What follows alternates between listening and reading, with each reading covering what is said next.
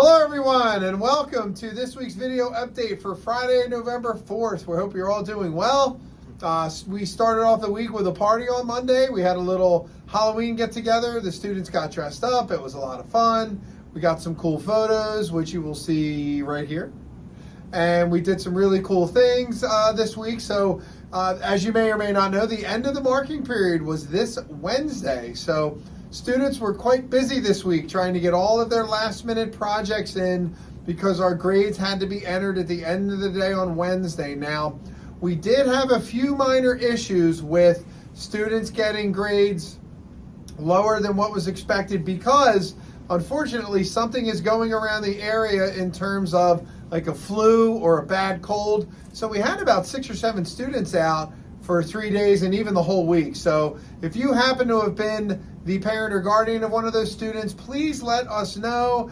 Get us a sick note, a doctor's note, so then we can correct the grades. We can actually give our students an incomplete for those days and give them some extra time to get their work handed in because of illness. So that was really the one big thing we wanted to get out of the way. But also what we did this week is we did marking period assessments. And Mr. Folk and I do this every marking period. It's a way for us to assess what our students have learned through the first marking period. So we give them projects that carry through the whole marking period, everything that we covered up to that point, and they do an assessment. It's anywhere from 1 to 2 days, and it's based on, as I said before, all the things I learned. So the first level students were actually hired as freelancers for the Valley Forge National Park and had to create a slideshow about the park, name some facts about it, and to help promote tourism. Then they had to take that slideshow and make a short 1-minute video to also promote tourism. So the students did well, not gonna lie. Some of them panicked and got nervous because I did not, quote unquote, help them. I wanted to give them a specific set of instructions with all the materials they would need to do the project and let them run off and go and do it because it's very reflective of our final assessments here at Central Montco called the NOCTI assessment. If you're in our program for 2 years and you're a senior, you will end up taking the NOCTI assessment, which is our version of the Keystones. So we try to do these smaller marking period assessments to help prepare the students so they know what they're in for. But really, it's a test given all the materials, and they're expected to be independent and do the project on their own. We did still help them if they had a computer issue or, you know, for some reason they have special learning accommodations. Obviously, we do meet the needs of that, but all in all, we let them off on their own to do the project, and they did quite well. Mr. Folk will tell you about what he did with the second year. The level 2s, their marking period assessment, they had to set up a camera, take 5 shots, put it into the editing software, and export that out. So it was something nice and quick and something we've been doing and practicing all semester long, so they should have had no issue with that. And then we started our new project, which is going to be the silent film. So every group will be making a silent film here in class that I'm pretty excited about. And yeah, that should be done right before Thanksgiving. Wow, cool. Yeah. I can't believe we're already talking about Thanksgiving. So the next few weeks also with my students, we're going to be doing one of 2 things. I haven't exactly decided yet. I think the kids might be starting to get burned out with video and sound production, but I usually begin Adobe Photoshop after the new year because it's a pretty comprehensive program, but we might start photography. We might do a couple different things, but you'll find out in next week's video what we decide to do. But the kids all did really well. First levels had to hand in a bunch of work. They had to do video parodies. They had to do entrance videos of them walking into a room to their favorite song. Just actually a whole variety of different things.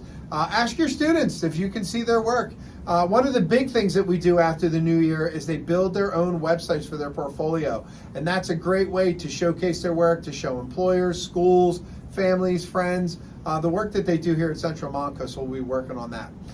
The last thing that we did want to cover, actually one other thing I wanted to cover is we've been working really hard this week and have actually had a few deliveries for uniforms. So almost all of our students at this point have received some sort of uniform. Some students still owe the money. We gave them the uniforms in advance. so they can just meet the requirements of professionalism and have their uniform for the program, but they still do owe money. We may be reaching out to some of you to let you know. I'm sure sometimes the students forget, and when they get home, that's the last thing they think of. But we are finally getting all the uniforms for our students.